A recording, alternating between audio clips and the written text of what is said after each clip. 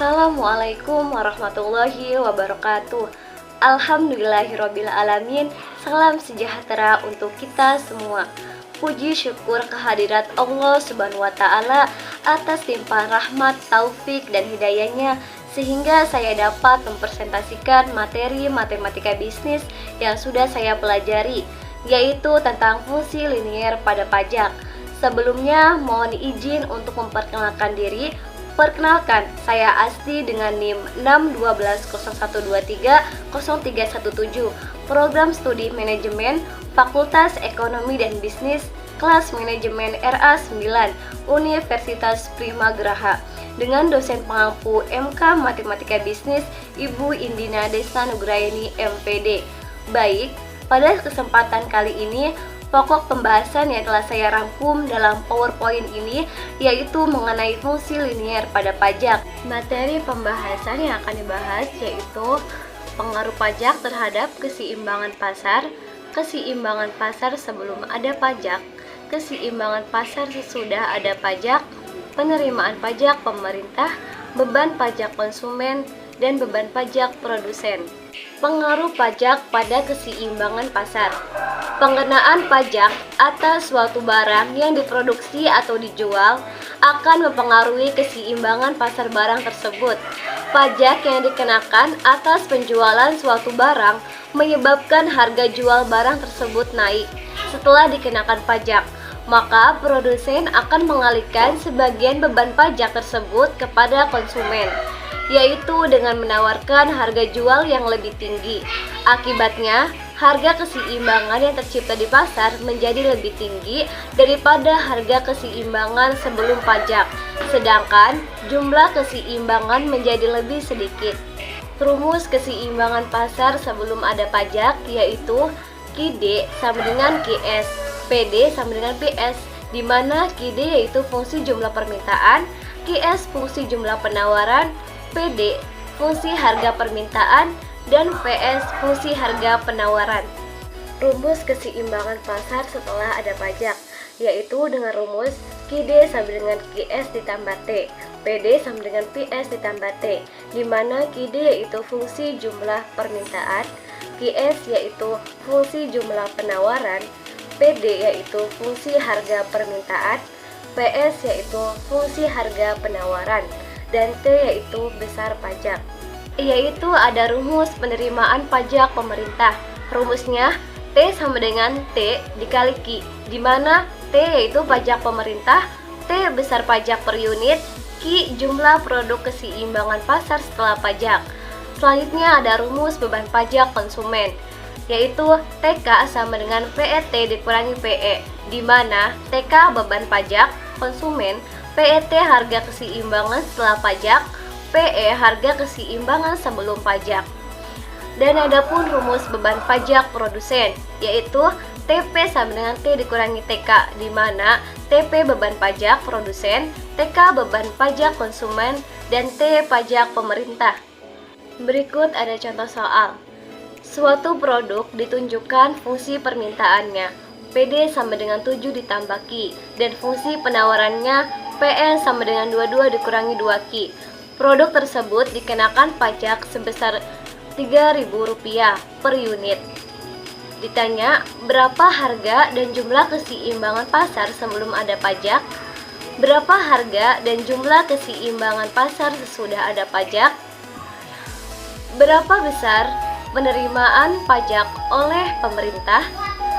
Berapa besar pajak yang ditanggung oleh konsumen? Dan berapa besar pajak yang ditanggung oleh produsen? Penyelesaian. Diketahui fungsi permintaannya yaitu PD sama dengan 7 ditambah Q. Fungsi penawarannya yaitu PS sama dengan 22 dikurangi 2Q dengan pajak T yaitu 3. Ditanya, berapa harga dan jumlah keseimbangan pasar sebelum dan sesudah ada pajak? Berapa besar penerimaan pajak oleh pemerintah?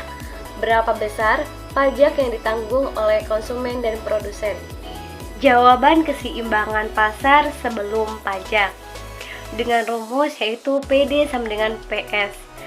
7 ditambah Q sama dengan 22 dikurangi 2Q. Q Ki ditambah 2Ki sama dengan 22 dikurangi 7 sama dengan 3Ki sama dengan 15. 15 dibagi 3 yaitu Ki 5. Dengan Ki 5, maka PD sama dengan 7 ditambah 5 yaitu 12. Jadi, keseimbangan sebelum adanya pajak adalah jumlah barang yang ditawarkan atau Ki sama dengan 5 dan harga barang sebelum pajak yaitu PE yaitu 12. Jawaban keseimbangan pasar sesudah pajak. Fungsi penawaran sebelum pajak yaitu PS sama dengan 22 dikurangi 2Ki. Fungsi penerimaan setelah pajak yaitu PS sama dengan 22 dikurangi 2Ki ditambah 3. PS sama dengan 25 dikurangi 2Ki. Jadi 22 ditambah 3 yaitu 25. PS sama dengan 25 dikurangi 2Ki. Sekarang keseimbangan setelah adanya pajak menjadi PD sama dengan PS ditambah T. 7 ditambah Ki sama dengan 25 dikurangi 2Ki. Ki ditambah 2Ki sama dengan 25 dikurangi 7. Jadi 3Ki sama dengan 18. 18 dibagi 3 sama dengan Ki menjadi 6. Dengan Ki sama dengan 6, maka PD sama dengan 7 ditambah Ki. PD sama dengan 7 ditambah 6, yaitu PD sama dengan 13. Jadi, sekarang titik keseimbangan yang baru setelah adanya pajak adalah jumlah barang yang ditawarkan atau Ki yaitu 6 dengan tingkat harga setelah pajak atau PET yaitu 13. Baik, selanjutnya jawaban dari penerimaan pajak oleh pemerintah. T sama dengan T dikali Ki. T sama dengan 3 dikali 6. T sama dengan 18. Jadi, besarnya penerimaan pemerintah dari pajak adalah Rp18.000. Selanjutnya ada besar pajak yang ditanggung konsumen atau TK. TK sama dengan PET dikurangi PE. TK sama dengan 13 dikurangi 12. Jadi, TK sama dengan 1. Jadi, besarnya pajak yang ditanggung konsumen adalah sebesar Rp1.000. Selanjutnya ada besar pajak yang ditanggung produsen atau TP.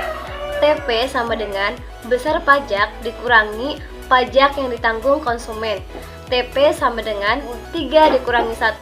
TP sama dengan 2. Jadi, besarnya pajak yang ditanggung oleh produsen adalah sebesar Rp2.000. Baiklah, cukup sekian presentasi saya.